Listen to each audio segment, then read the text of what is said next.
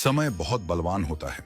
वह शिखंडी से भीष्म को मात दिला सकता है, कर्ण के रथ को फंसा सकता है, द्रौपदी का चीर हरण करा सकता है। अगर किसी से डरना है तो वह है समय।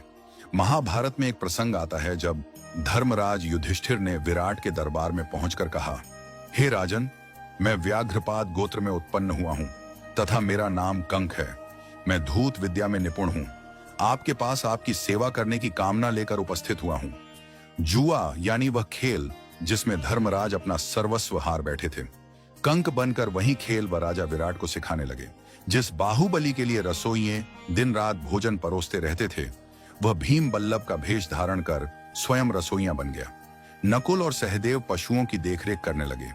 दासियों से घिरी रहने वाली महारानी द्रौपदी स्वयं एक दासी सैरिंद्री बन गई और वह धनुर्धर, उस युग का सबसे आकर्षक युवक, वह महाबली योद्धा, वह द्रोण का सबसे प्रिय शिष्य, वह पुरुष जिसके धनुष की प्रत्यंचा पर बाण चढ़ते ही युद्ध का निर्णय हो जाता था, वह अर्जुन एक नपुंसक बन गया।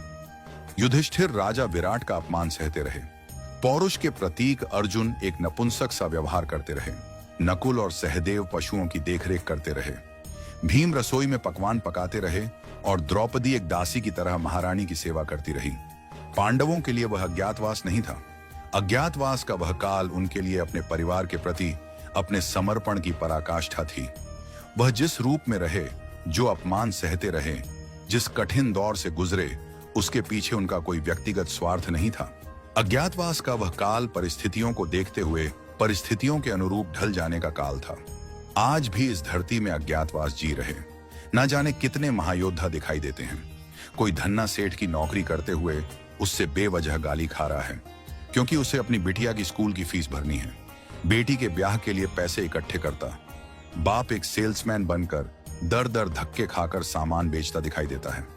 ऐसे असंख्य पुरुष निरंतर संघर्ष से हर दिन अपना सुख दुख छोड़कर अपने परिवार के अस्तित्व की लड़ाई लड़ रहे हैं। रोजमर्रा के जीवन में किसी संघर्षशील व्यक्ति से रूबरू हो तो उसका आदर कीजिए, उसका सम्मान कीजिए। फैक्ट्री के बाहर खड़ा गार्ड, होटल में रोटी परोसता वेटर, सेठ की गालियां खाता मुनिम वास्तव में कंक, बल्लभ और बृहणला हैं। क्योंकि कोई भी अपनी मर्जी से संघर्ष या पीड़ा नहीं चुनता। वे सब यहां कर्म करते हैं। वे अज्ञातवास जी रहे हैं, परंतु वह अपमान के भागी नहीं है। वह प्रशंसा के पात्र हैं।